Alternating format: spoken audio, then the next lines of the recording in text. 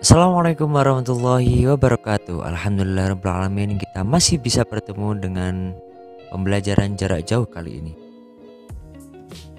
Kali ini kita akan membahas dari materi selanjutnya mengenai mukjizat dan kejadian luar biasa lainnya.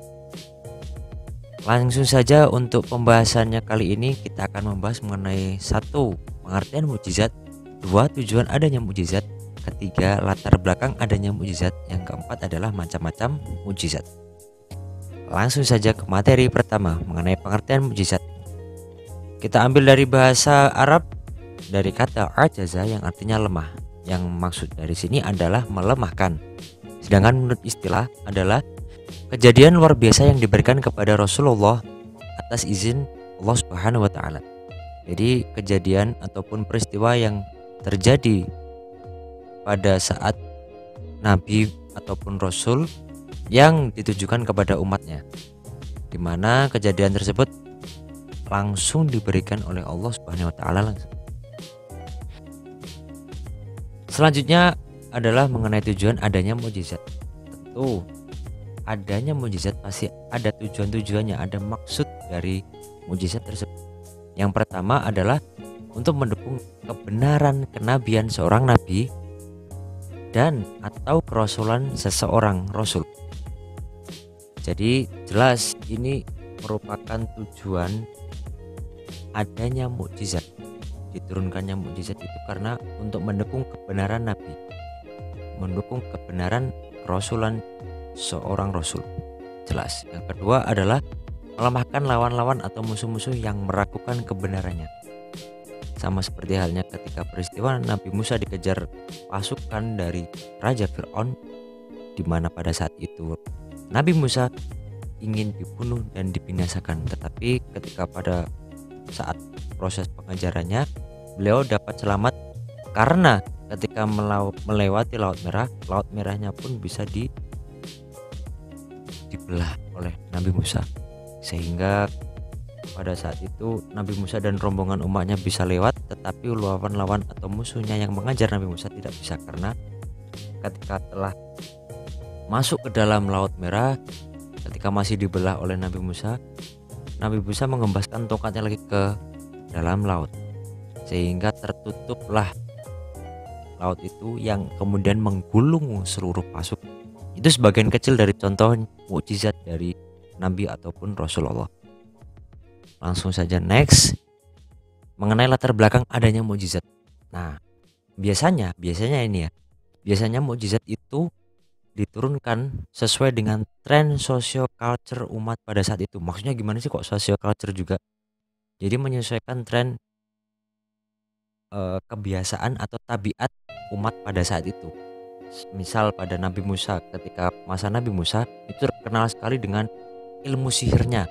Maka tongkat Nabi Musa banyak sekali mukjizatnya. Salah satunya tadi bisa membelah Laut Merah, kemudian bisa berubah menjadi ular yang pada saat itu ada salah seorang pesihir yang melawan ataupun menantang Nabi Musa. Pada saat itu tongkat dari sihir tersebut dijatuhkan, kemudian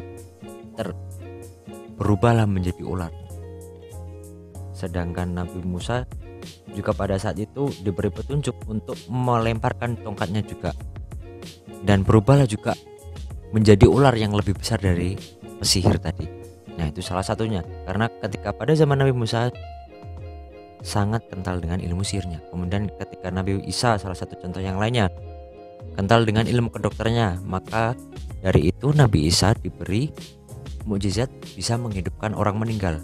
Kemudian Nabi kita tercinta Khotamul Anbiya, yakni Nabi Muhammad SAW, pada zamannya terkenal dengan ilmu sastranya.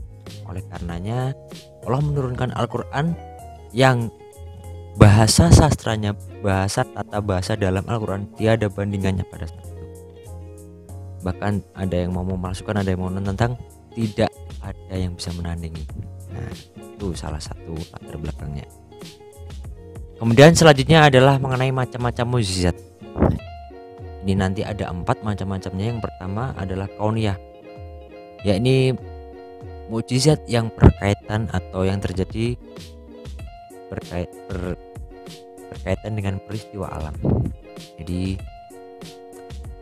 melibatkan alam, salah satu contohnya adalah dibelahnya bulan oleh Nabi Muhammad sebagai bentuk salah satu mukjizat yang luar biasa dari Nabi Muhammad. Yang kedua adalah dibelahnya Laut Merah oleh Nabi Musa yang tadi, itu yang melibatkan alam sekitar. Jadi mukjizat yang melibatkan peristiwa alam itu dinamakan apa? Mukjizat kauniyah. Yang kedua adalah mukjizat syahsiyah, mukjizat yang keluar dari tubuh Nabi ataupun Rasul langsung, seperti halnya keluarnya air dari celah-celah jari Nabi Muhammad.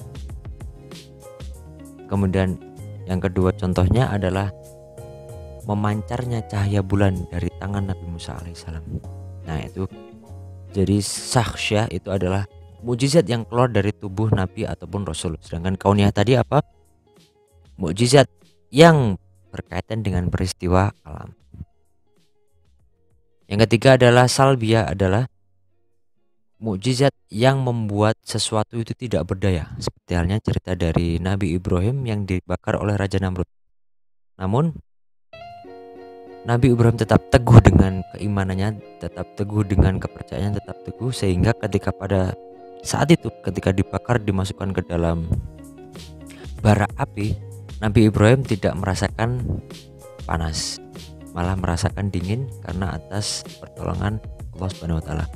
Itu adalah salah satu contoh salbiah, membuat sesuatu tidak berdaya, api pun menjadi sangat dingin. Itu salah satu contohnya. Dan yang keempat adalah akliyah ataupun mukjizat yang bisa dirasionalkan atau masuk akal.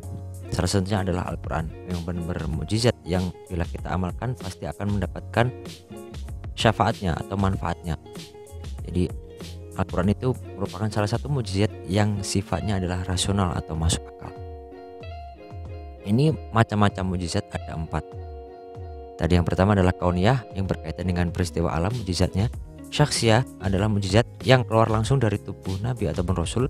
4 salbiyah, membuat sesuatu tidak berdaya, mukjizat yang membuat sesuatu tidak berdaya. Akliyah, mukjizat yang bersifat rasional atau masuk akal. Ingat-ingat, ini 4 poin dari macam-macam mukjizat. Selanjutnya mengenai mukjizat menurut sifatnya. Ini dibagi menjadi 2, hissiyah dan juga ma'nawiyah. Hissiyah itu apa? Hissiyah itu adalah mukjizat yang dapat dilihat, didengar, dirasakan, dan dipegang. Salah satunya apa? Salah satunya adalah tadi tongkat Nabi Musa yang bisa berubah menjadi ular. Sifat hissiyah di sini adalah sifatnya tidak kekal, yakni mukjizat yang tidak kekal. Selain dapat dilihat, didengar, dirasakan, dan dipegang, yang kedua adalah sifatnya itu adalah tidak kekal atau berlaku ketika Nabi atau Rasul pada zaman itu. Seperti halnya mukjizat Nabi Musa, maka akan terjadi ketika Nabi Musa saja, ketika zaman Nabi Musa saja. Tongkatnya tadi hanya bisa terjadi atau bisa muncul mukjizatnya ketika Nabi Musa tadi. Salah satunya adalah tongkat Nabi Musa yang bisa berubah menjadi ular.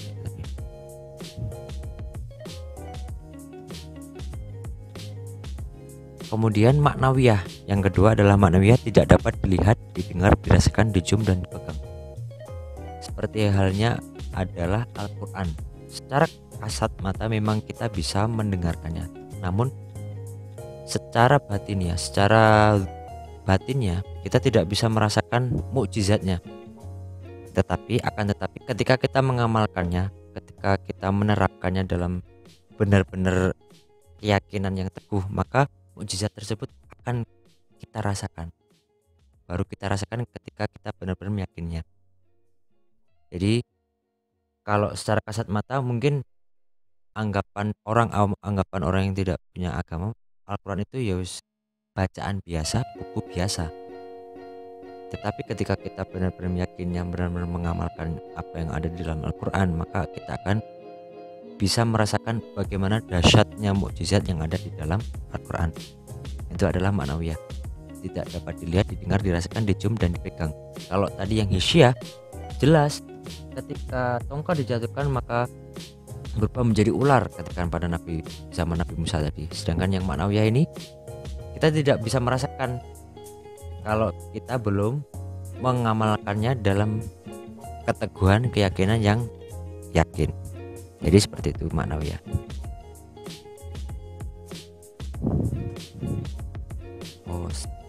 Mungkin untuk pembahasan kali ini semoga bisa mengerti. Apabila ada kurang lebih dan salah kata mohon maaf yang sebesar-besarnya. Kita tutup dengan bacaan hamdalah. Alhamdulillahirabbil alamin. Summa nahtatim bi qiraat kafaratul majlis. Subhanakallahumma bihamdika asyhadu an la ilaha illa anta astaghfiruka wa atubu ilaik. Akhirul qouli, assalamualaikum warahmatullahi wabarakatuh. Semoga bermanfaat.